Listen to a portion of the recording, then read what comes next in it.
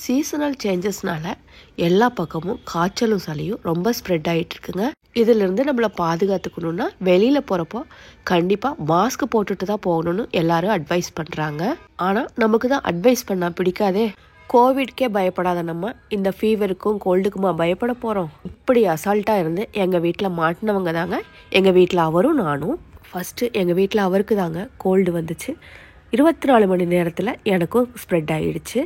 இந்த கோல்டை வீட்டிலே எப்படி ரெடி பண்ணணும்னு யோசிச்சப்போ தான் இந்த கொள்ளு ரசம் ஞாபகம் வந்துச்சு. கொள்ளு ரசம் நான் எப்படி செஞ்சேன்னு பார்த்துடலாங்களா? ஒரு தட்கா பேனில் 2 டீஸ்பூன் தனியாக சேர்த்துருக்கேங்க, 1 டீஸ்பூன் ஜீரகம் சேர்த்துருக்கேன், 1 ஸ்பூன் மிளகு சேர்த்துருக்கேன், கறிவேப்பிலை கொஞ்சம் சேர்த்துருக்கேன், காரத்துக்கு 2 காஞ்ச மிளகாய் சேர்த்துருக்கேங்க. லோ ஃப்ளேமில் இது எல்லாத்தையும் நல்லா ட்ரை ரோஸ்ட் பண்ணிட்டேங்க. மல்லி ஜீரகம் எல்லாம் நல்லா வறுபட்டு ஒரு நல்ல அரோமா வருங்க. அந்த டைம் வரைக்கும் நல்லா வறுத்துக்கோங்க. மல்லி ஜீரகம் மிளகு கருவேப்பிலையில் நல்ல மெடிசினல் வேல்யூ இருக்குங்க. இது எல்லாத்தையும் வறுத்து சேர்த்து ஒரு ரசம் வச்சு சாப்பிட்டு பாருங்கள். கண்டிப்பாக கோல்டுக்கு நல்ல ரெமிடியாக இருக்குங்க. இதை வறுத்துட்டு கூடவே 5-6 பல் பூண்டு சேர்த்து ஒரு மிக்சி ஜாரில் கொரப்பாக அரைச்சி எடுத்துக்கோங்க. முடிஞ்ச அளவு பூண்டை தோலோடு சேர்த்துக்கோங்க. பூண்டை யூஸ் பண்ணுறப்போ எப்போவுமே முடிஞ்ச அளவுக்கு தோலோடு சேர்த்துக்கோங்க. தேவைப்பட்டால் ரசம் தாளிக்கிறப்போ இன்னொரு 4-5 பல்ல தட்டி கூட சேர்த்துக்கோங்க. பூண்டு சேர்க்கறதால ரசம் நல்லா வாசனையாகவும் டேஸ்ட்டாகவும் இருக்குங்க. ஒரு குக்கரில் 4 ஸ்பூன் கொள்ளு மட்டும் சேர்த்துக்கோங்க. நல்லா வாஷ் பண்ணிவிட்டு கொஞ்சமாக தண்ணி சேர்த்து 6-7 விசில் விட்டு குக் பண்ணி எடுத்து வச்சுக்கோங்க. இதை நல்லா ஆற விட்டுட்டு மிக்சி ஜாரில் சேர்த்து நல்லா அரைச்சி எடுத்துக்கோங்க. அடுத்து ரசம் தாளிக்கிறதுக்கு ஒரு கடாய் வச்சுட்டு எண்ணெய் சேர்த்துக்கோங்க. தாராளமாக பெருங்காயம் சேர்த்துக்கோங்க. பெருங்காயம் பொரிஞ்சதும் கடுகு சேர்த்துக்கோங்க. கருவேப்பிலையை சேர்த்துட்டு நம்ம அரைச்சி வச்சுருக்கிற பொடியை அதில் சேர்த்து 1 நிமிஷம் போல் நல்லா வதக்கி விட்டுக்கோங்க.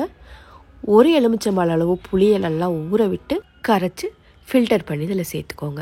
ரசத்துக்கு தேவையான உப்பு சேர்த்துக்கோங்க. ஒரு பெரிய சைஸ் தக்காளியை சின்னதாக நறுக்கி இதில் சேர்த்துக்கோங்க. புளியோட பச்சை வாசனை போகிற வரைக்கும் நல்லா கொதிக்க விட்டுக்கோங்க.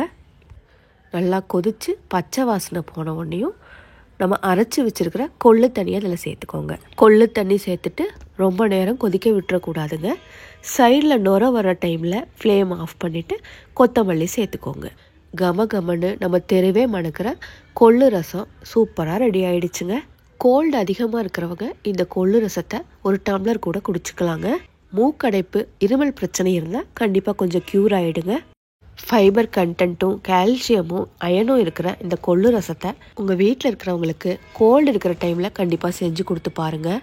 இந்த மாதிரி கோல்டு இருக்கிற டைமில் சுடு சாதத்தை நல்லா குழச்சிட்டு ஒரு 4 கரண்டி கொள்ளு ரசம் விட்டு சுட சுட சாப்பிட்டு பாருங்கள். த்ரோட் பெயின் எல்லாம் பறந்துடும். நம்ம வீட்டு கொள்ளு ரசம் உங்களுக்கு பிடிச்சிருந்தா மறக்காமல் லைக் பண்ணுங்கள். நீங்கள் லைக் பண்ண தான் நம்ம வீடியோ ஷேர் ஆகுங்க. ஸோ லைக் பண்ணுங்கள். இப்படி தாங்க எல்லா வீடியோலையும் நான் சொல்லிகிட்ருக்கேன். ஆனால் என்ன தவிர ஒரு லைக்கு கூட நம்ம வீடியோஸ்க்கு வரதில்லைங்க. என்னோடய அசட்டு நம்பிக்கை என்றைக்குமே வீண் போகாதுங்க. கண்டிப்பாக ஒரு நாள் என்னோடய வீடியோஸ்க்கு நிறையா லைக் வர வைப்பேங்க. ஸோ நம்ம வீடியோ பிடிச்சிருந்தா கண்டிப்பாக லைக் பண்ணுங்கள். யூஸ்ஃபுல்லாக இருக்கும்னு நினச்சிங்கன்னா உங்கள் ஃப்ரெண்ட்ஸ் அண்ட் ரிலேட்டிவ்க்கு ஷேர் பண்ணிவிடுங்க. ஷேர் பண்ணுறதோட மட்டும் இல்லாமல் நம்ம யூடியூப் சேனல் மீனாஸ் லைஃப் ஸ்டைலை சப்ஸ்கிரைப் பண்ணி சப்போர்ட் பண்ணுங்கள். தேங்க்யூ.